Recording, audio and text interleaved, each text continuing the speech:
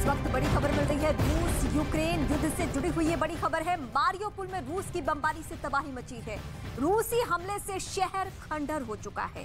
शहर की बड़ी बड़ी इमारतें जमींदोज हो चुकी है, बिल्डिंग से उठ रहे हैं ये काले धुएं। और ये धुएं की तस्वीरें इस वक्त हम आपको दिखा रहे हैं, जहां रूस की बमबारी में बीते 40 दिनों से स्थिति बहुत खराब है। मारियोपोल की स्थिति हम दिखा रहे हैं आपको, और आज युद्ध का 41वां दिन है। दो देशों के बीच चल रही ये जंग दिन ब दिन जैसे जैसे आगे बढ़ रही है, वैसे वैसे जंग के मैदान से चौंकाने वाली तस्वीरें और चौंकाने वाली खबरें आ रही है। बताया ये जा रहा है कि जो रूस लगातार यूक्रेन को धूल चटाने पर आमादा था, उसी यूक्रेन की सेना रूस को झटके पर झटके दे रही है।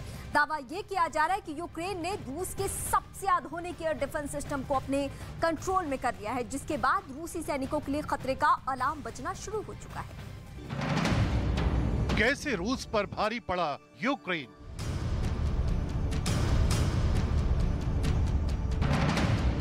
जंग के मैदान में कैसे पलटा पासा।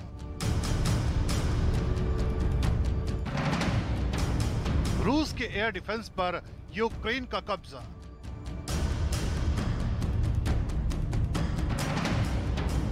खार्किव में फेल पुतिन का दांव।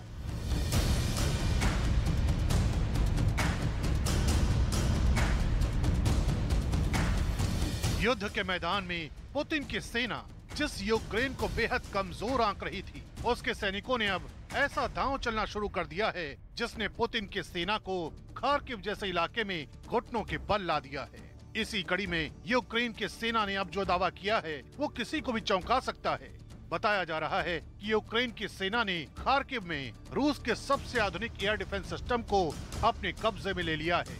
यूक्रेन की सेना के मुताबिक रूस का ये एयर डिफेंस सिस्टम उसके हाथ आने से रूस को बड़ा झटका लगा है, क्योंकि जो एयर डिफेंस सिस्टम रूसी सेना को हवाई हमलों से अलर्ट कर देता था और यूक्रेन की सेना को करारा जवाब देता था, अब उसी एयर डिफेंस सिस्टम की कमांड यूक्रेन की सेना के हाथों में आ गई है। इसी के साथ आसमान से होने वाले हमलों को रोक पाने की रूस की ताकत में कमी आ गई,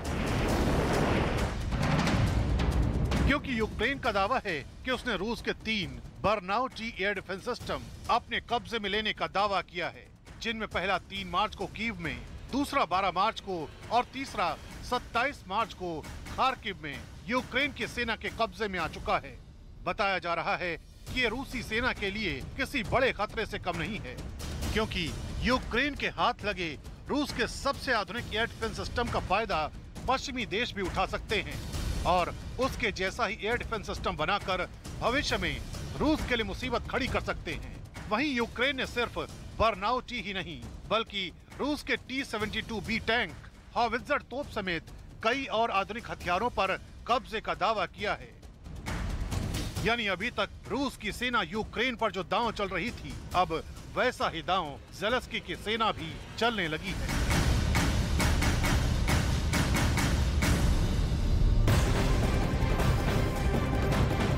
वक्त बड़ी खबर मिकोलाइव का रूस का बड़ा हमला। रिहायशी इलाकों में स्कूलों पर बमबारी की गई है। रूसी बमबारी में 10 लोगों की मौत हो चुकी है। हमले में 46 लोग जख्मी हुए। और इस वक्त की ये सबसे बड़ी खबर तस्वीरों के जरिए हम आपको दिखा रहे हैं, जहां युद्ध के 41वें दिन भयावह स्थिति बनी हुई है।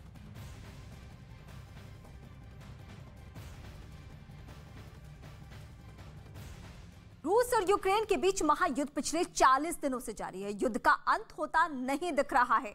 पुतिन अब तक कीव पर कब्जा नहीं कर पाए हैं, लेकिन ज़ेलेंस्की भी झुकने को तैयार नहीं है। इस बीच जापान ने अमेरिका के राष्ट्रपति जो बाइडेन को बड़ा झटका दिया है। जापान ने यह कहा है कि वो रूस के साथ तेल कारोबार से पीछे नहीं हटेगा।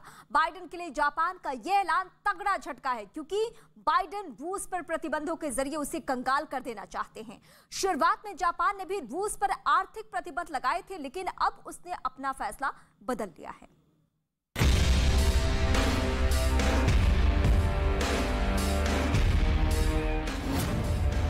महाजंग में बाइडेन को जापान का झटका।